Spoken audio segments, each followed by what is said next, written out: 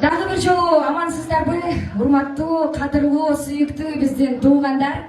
Эң биринчиден эле ошо рахматымды айткым келип турат. Биздин чакыруубузду четке какпай, ошентип келип, тоюбузга катышып, жардам берүүчүңөр жардам берип, буну биз эч качан, эч убакта унутпайбыз. Анан бүгүнкү күндүн күнөөкөрлөрү болгон мынакей Максат абам жана Дилбара жеңем, силерге кааларым баягы эле узун өмүр, чынден соолук, бакат жашоо, кажыбас кайрат, бакытты алай калайм. Анан баягы ат берсе ала берсин, тоңолок баш бала берсин, эшикке берсе теке берсин, эшик ачып мекке берсин. Пайгамбарым назарын берсин, каалаганың баарын. Кайгы силерге кабылбасын, каймаңар бузулбасын, казынаңар чачылбасын, кайнаган казаңар токтобосун, башкалар силерге окшобосун. Жеңе 10 бала төрөй турган, ойсоңдо күлбөй турган, бейтаныш эркектердин бетинен өппөй турган, тарлап какшатпаган, аялдык асыл затты ар дайым мактай турган, жеңе келин болуңуз кайын журтту мактай турган.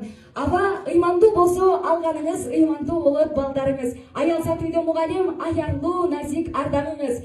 Каадалган кадек сыяктуу, кадырла, сыйла ар дайым, кабырганы түздейм деп каанак кылып албагын. Ачык кыл күндө асманын, азык кыл үйгө тапканың, ал түндө бирге отуруп, Аллахты сүйүп мактагын. Мама, папа, келиниңиз сырдаш болсун, кейинсиңиз муңдаш болсун. Алсырап турганыңызда алыңызды сурап койсун. Айттырбай баарын билген, ата, апа деп күлүп койгон. Кайныңызды тең бөлүшүп, кучактап сүйүп койгон. Кеңпи уулуңуздан ката кетсе, кейкейбей сүйүп койгон. Жылытып колуңузду, чыртыңызды тыйып койгон. Экөөңүздөрдүн эңсеңиздерди экөөсү тең билген жаштардан болсун. Максат аба, жеңе, бүгүн силердин күнүңөр, бул күндү баардыгыбыз абдан күткөнбүз. Күткөн күн келди. Жана сиздин жубайыңызга түбөлүктүү, бактылуу үй бүлөлүк жашоо каалайм.